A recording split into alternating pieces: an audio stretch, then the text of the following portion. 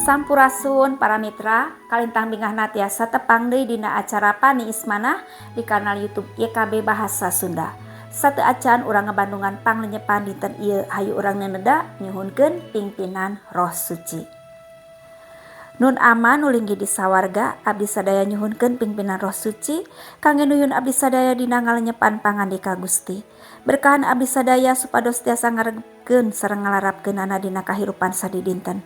Panenda ieu disuhunkeun di lebet asmaning Gusti Yesus Kristus. Hatur nuhun Gusti. Amin. Para mitra, lenyepaneun urang dinten ieu dicutat tina buku renungan wasiat anu dijudulan Janten Saluran Berkah. Dumasar kitab Raja-Raja nu kadua pasal 5 ayat 1 dugi ka 14. Sarengnas janten puseur panglenyepan urang nyaeta ayat nu katilu anu ungelna kieu. Dina hiji poe eta budak unjukan ka juragan istri Naaman. Pokna juragan pameget teh upami nepangan ka nabi di Samaria mah tangtos kasawatna damang. Para mitra, carios dinten ieu midangkeun dua inohong nu benten pisan, lir bumi jeung langit. Di hiji pihak aya Naaman, panglima perang nagara Syria. Ajeuna saurang nu kuraja di kalintang diasih sareng dihormatna. Namina diseratkeun supados jalmi-jalmi salawasna aremuteun ka anjeunna. Di sanes pihak aya saurang murangkalih istri anjeunna teh tawanan perang nu teras lalanjang di geureha Naaman. Teu disebatkeun saha nami ieu murangkalih teh, margi namina teu kantos diserat di mamana. Nanging ku Gusti Allah ieu murangkalih diangge janten berkah kangge Naaman. Nah kumaha tiasa kitu? Aya sababaraha hal. Nu kahiji, ieu murangkalih sakitu mirosea ka Naaman, jalmi nu saleresna mah mangrupi musuh nu tos nganyeri anjeunna. Nanging ieu murangkalih gaduh alpukah, gaduh inisiatif nulungan Naaman tanpa dipundut, tanpa dipaksa. Nu kadua, anjeunna teu gaduh emutan perkawis hal-hal nu aheng, hal-hal nu spektakuler. Ieu murangkalih ngan unjukan masihan informasi ka Naaman perkawis saurang nabi di Israel nyaeta Nabi Elisa. Tindakanana memang sanes tindakan nu heroik, nanging geuning angger dilakukeun ku anjeunna.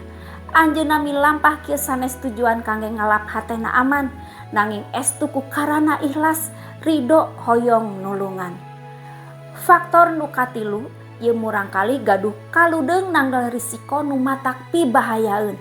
Margi tiasa janten salian unjukanana teu dipalire ku Naaman alatan anjeunna memang sanes saha-saha, nanging oge anjeunna tiasa dihukum margi dianggap kurang ajar. Malihan anjeunna oge teu terang na Naaman teh tiasa didamangkeun atanaopi henteu. Nanging ieu murangkalih taya karisi nyandak risiko.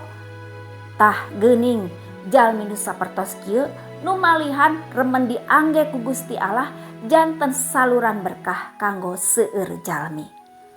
Hayu urang ngadoa. Kapangersa anjeun Allah Rama di lebet Gusti Yesus Kristus, hatur nuhun kangge pangenyepan danget ieu patali peperih kangge abdi sadaya sangkan janten saluran berkah kangge sasama. Pamugi guaran ieu oge janten berkah kangge abdi-abdi sadaya nu ngiatkeun abdi sadaya dina ngalakonan kahirupan sadidinten. Abdi sadaya janten saluran berkah Gusti kangge sakumna jalmi. Pandeda sareng pangdoa ieu disambat sareng disuhunkeun di lebet asmaning Gusti Yesus Kristus. Hatur nuhun Gusti. Amin. Para mitra, rupina sakitu anu kapihatur pangenyepan dinten ieu, pamugi tiasa janten berkah kanggo urang sadayana. Ulah hilap subscribe, like sareng bagikeun kanu sanes. Margi ku cara kitu para mitra tos ulu biung dina ngamasurkeun Injil kasalametan sasarengan YKB. Gusti Yesus ngaberkahan. Cak heula.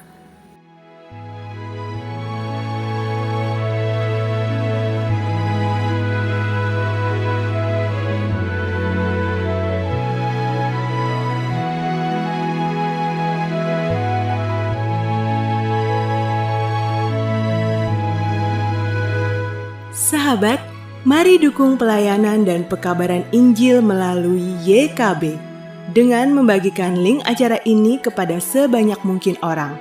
Dukungan juga dapat saudara lakukan dengan mentransfer dukungan finansial ke rekening BCA ke nomor 450 305 2990, 450 305 2990 atas nama Yayasan Komunikasi Bersama.